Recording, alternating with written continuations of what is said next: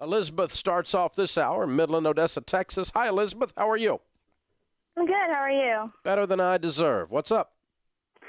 Well, my fiance and I are kind of in a debate. We're about $70,000 in debt, and we have two vehicles. One of them is no longer running, and I can get maybe $200 from it for salvaging it.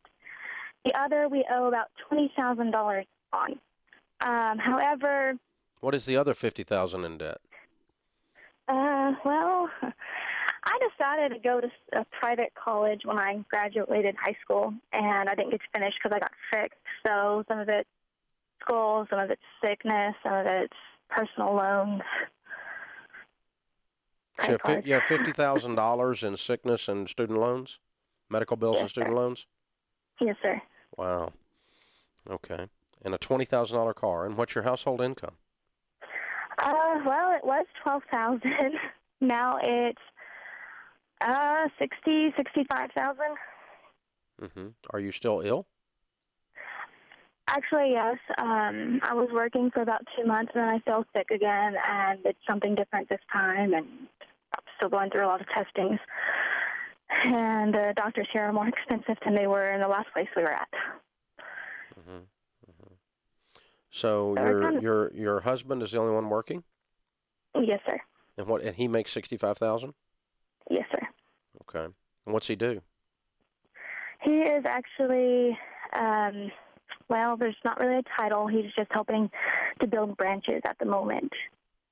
Build. So right now, his company's paying for our rent because they're moving us different places every year. Okay. So it's kind of hard. I'll get a job. I'll work there for a few months. Either I get ill or we ended up moving again. Mm-hmm. Mm-hmm. Okay. So it's been tough. It's been a tough year. Yeah. Sounds like it. Okay. But you make $65,000 a year. How much are you paying in rent? We are not paying any on rent. His company just bought us a camper, and we've been living in a camper for the past 5 months, and they've been paying the rent for us. Okay. All right. Because they move you so often. Yes. They move us way too much. Gotcha. How often do you move? Well, this is my third place in the last year.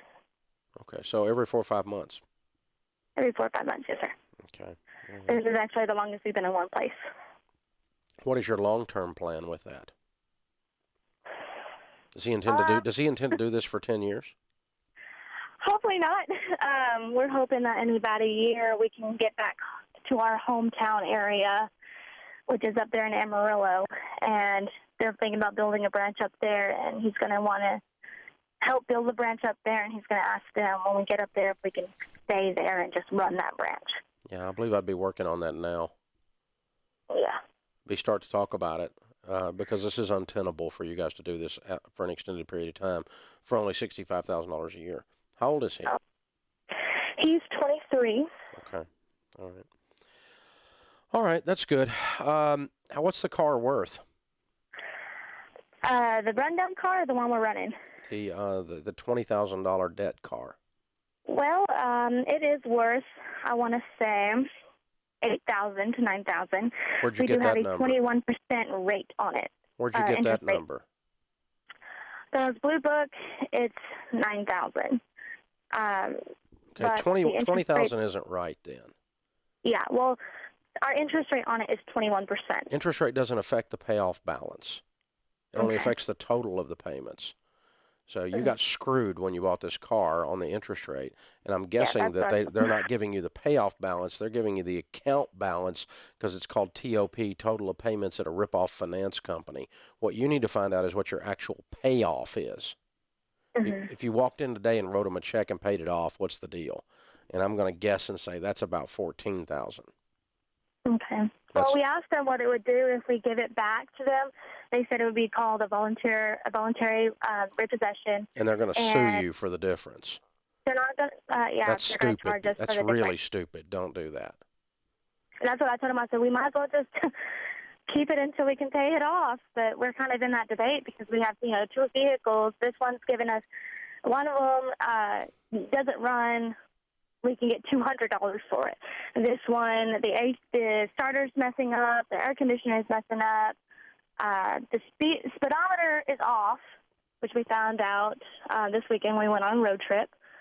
And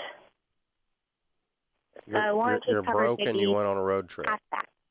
Yeah, I had to go home for my birthday. That sounded like a princess. You're broke. Your cars don't run. You're $70,000 in debt, and you have to go home for your birthday. Wah. Yeah. Yeah. Okay, we're gonna have to roll up our sleeves here, kiddo. There's going to have to be some stuff straightened out. You're going to have to quit managing your life by feelings and start laying out a game plan and really start to do some stuff that's smart. So this car's got to be sold, and you've got to get the early payoff of what it is. It's not a $20,000 payoff. It should be around $14,000. Call the finance company and ask them what it costs to write them a check today and pay off the car in full. It should be around $14,000. It should not be $20,000. Don't ask them what the account balance is. Ask them what the payoff today is. There's a difference with a rip-off finance company and how they set up the books. You follow me?